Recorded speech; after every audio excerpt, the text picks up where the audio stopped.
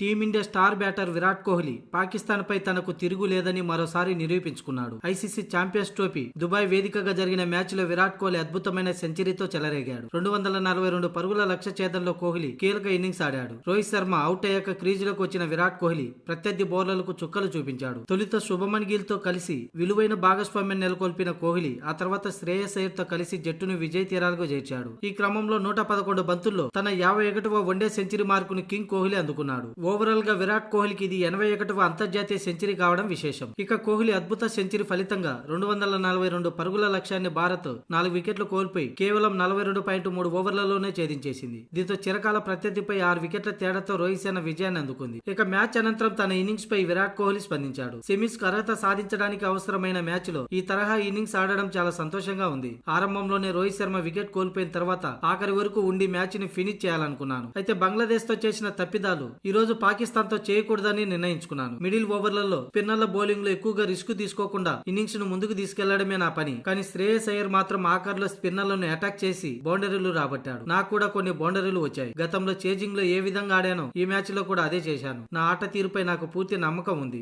అయితే నా ఫామ్ పై వస్తున్న వార్తలను పెద్దగా పట్టించుకోను. బయట విషయాలకు దూరంగా ఉంటానని విరాట్ కోహ్లీ చెప్పుకొచ్చాడు. ఇక శుభమన్ గిల్, షాహీన్ అఫ్రిది లాంటి వరల్డ్ క్లాస్ బౌలర్లను అటాక్ చేసి ఒత్తిడిలో పెట్టాడు. అందుకే అతడు ఇప్పుడు ప్రపంచ నెంబర్ 1 బ్యాటర్ అయ్యాడు. శ్రేయస్ అయ్యర్ కూడా 4వ స్థానంలో బాగా ఆడుతున్నాడు. ఈ రోజు ఆ ఇద్దరితో కలిసి మ్యాచ్ విజయాన్ని అందించడం చాలా సంతోషంగా ఉందని విరాట్ కోహ్లీ పేర్కొన్నాడు. ఇకపోతే గతంలో 2 సార్లు విరాట్ కోహ్లీ కెప్టెన్స్ లో టీమిండియాను పాకిస్తాన్ భారీ దెబ్బ కొట్టింది. 2017లో ఛాంపియన్స్ ట్రోఫీ ఫైనల్ లో టీమిండియాను ఓడించింది. ఇక 2021 టీ20 వరల్డ్ కప్ లో ఇదే దుబాయ్ వేదికగా జరిగిన మ్యాచ్ లో గెలిచి టీమిండియా సెమీస్ అవకాశాలను దూరం చేసింది. దీంతో పాకిస్తాన్ చేసిన ఆ 2 గాయాలకి ఇప్పుడు దుబాయ్ వేదికగా అదే పాకిస్తాన్ ను టీమిండియాను గెలిపించి సెమీస్ అవకాశాన్ని పాకిస్తాన్ కు దూరం చేశాడు.